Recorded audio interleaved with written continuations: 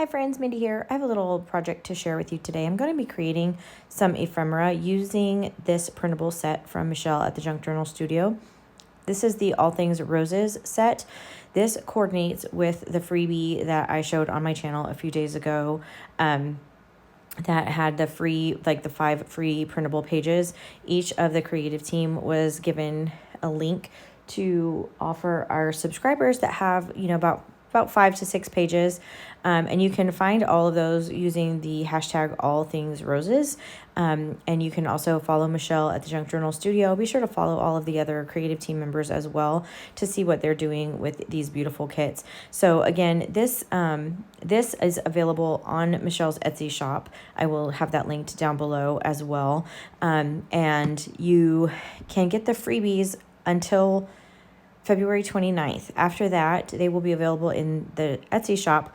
You'll just have to pay for them. So if you want to go ahead and take advantage of this free set, then go ahead and make sure that you go back through and find all of those design team pages. I'm just going to quickly flip through these pages. There's so many things in this kit. Again, this is the one that's available right now on Etsy, and you can see she has as always kind of multiple sizes of each of the things. She has some pockets, some labels, some tickets, some like wordfetti, some tickets down there along the bottom. I really love those. I'll be using those today, in fact, and just a lot of things that you can make some really beautiful ephemera. And then of course these coordinate with all of those 52 pages for creating a journal. So if this is a good way to really jump into starting a journal with all of that free printables for you. So there are also these stamps, faux postage stamps. If you were interested in using those, you could certainly trim down just the image and, be able to use them without the postage aspect of it. And these are like those little kind of T cards, and they're in a couple different sizes, and then they're even in this smaller size. Like I said, journaling cards, these ones I love. They say this journal belongs to, so I'm going to enjoy putting those in some of the fronts of my journals that I'm creating. But for today, I'm just going to be creating some ephemera. So I have cut all of these things out, and these are the pages that were those freebies that I was mentioning, and I've cut them out. I have them kind of stored off to the side. I pulled out a few things that I thought I might be working with today, along with the printables that were my 5 freebies.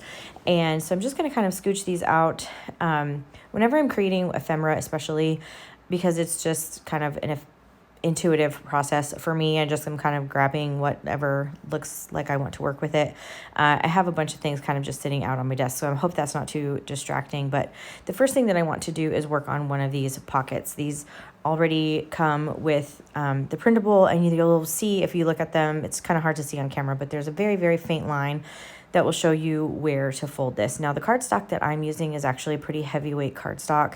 And so I'm just starting out with using my ruler here on those lines that were there and just starting a fold. This is just going to make it easier for me. You could certainly use, a scoreboard or something like that to kind of start those folds. I was just doing a quick version of that with my ruler just to make it a little bit easier, because like I said, my cardstock here is pretty heavy. If you use a lighter weight paper like a copy weight, you probably wouldn't have that problem, but I did have some struggle getting this folded properly. That was me, and that just because this paper is such a heavyweight paper. And so I am going to end up having to trim this down just a little bit, which is no problem, just to make sure that I don't have kind of areas overlapping. I did need to refold this little section here. I'm using a bone folder to get really nice crease on there, just because again, this paper is so thick. And then I'm just trimming off a little bit of the edges here, and I didn't do a very good job cutting out that little scallop at the top, so I evened that up a little bit too. And you'll just see I'm going to trim this little top section so it's not peeking out over the front, and then I just trim these little edges off just a little bit more as well. And then I'm going to go ahead and glue that down. I'm going to use a white glue, which is the art glitter glue. I really like this, especially for pockets, because I don't want to have any exposed adhesive, which is why I don't use double-sided adhesive. And then you can see where I folded it a little crooked down there at the bottom. I needed to trim that as well. And then I'm just going to add some glue to this last side, and then the pocket assembly is basically complete. It made that look more complicated than it really is, but anyway, I'm going to add just a little bit. You could certainly leave this exactly like it is because it's so beautiful. It's got some script in the background with those beautiful yellow roses, but I did decide I wanted to add a little label. That way when I am using this in a journal later, I can add a word or a sentiment or something in that little label section, just to kind of coordinate with whatever journal I'm working on. So I did add some vintage book paper in the background just to kind of pop that little label off the background just a little bit because it was all the same color. So I had the next thing that I want to do are work with these little journaling cards. I'm making journaling cards out of them. You could use them, as pockets or whatever you want to do. But what I'm going to do, because I used white paper, obviously, I am going to glue these down to some vintage book page.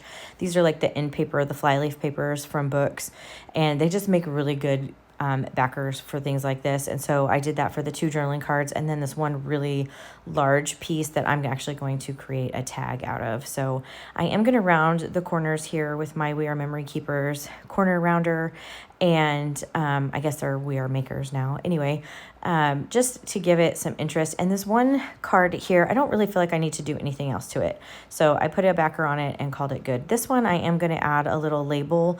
At first, I thought I was going to do a label. I ended up doing one of the little sentiments that just says lovely. I didn't really feel like it needed a whole lot either. I just wanted to put something down in that kind of bottom right-hand corner and just make it a little bit, more interesting, add another layer to it. And of course, I'm inking everything with archival ink in ground espresso. And this other one that's kind of big, I'm going to turn into a tag, and I'm just using a tag that I have in my stash to kind of be the template for those corners up at the top. You could certainly just cut them and flip it over and cut again, but I just find that easy. And then again, just didn't really feel like this needed a whole lot, but I wanted something over there on the left side, so I added one of the little labels that has a little image printed on it. And then there are these 2 postcards in there as well that are like, they almost look like reproduction postcards. And so I'm going to make tuck spots out of these. These are actually going to be like side loading pockets. So I did need to trim this one down just a little bit because I didn't cut it very good the first time. But I love that even like it has a faux postage stamp on it in there. I mean, it's, it looks like an old vintage postage stamp. And so I'm using one of these images, and I wanted to add just a little bit of interest kind of in the background. So this is my one of the pages of the free printable that I have the link for. I will try to remember to put that in the description as well. If not, it's in the other video, but I decided to just trim off a little section of this yellow paper. I really like the pattern on that. And just to give a little bit of interest, another layer in the background there. And then I'm going to glue this image down that has like the little birds and the roses on there. And then this will be a side loading pocket. You can see where I've cut out that little notch on the left side. And this journaling card, or this postcard, I loved the font that's on here. It's so beautiful, the script. And so I'm trying to not cover that up as much as possible, but I do want to add some color down here along this edge. This is also going to be a side loading like tuck spot pocket. And so I'm using these labels. I cut them down to fit this postcard, and then I'm just using my hole punch in between the sections just to really get that cut out. I just find that easier than trying to use my scissors to kind of fussy cut that half circle.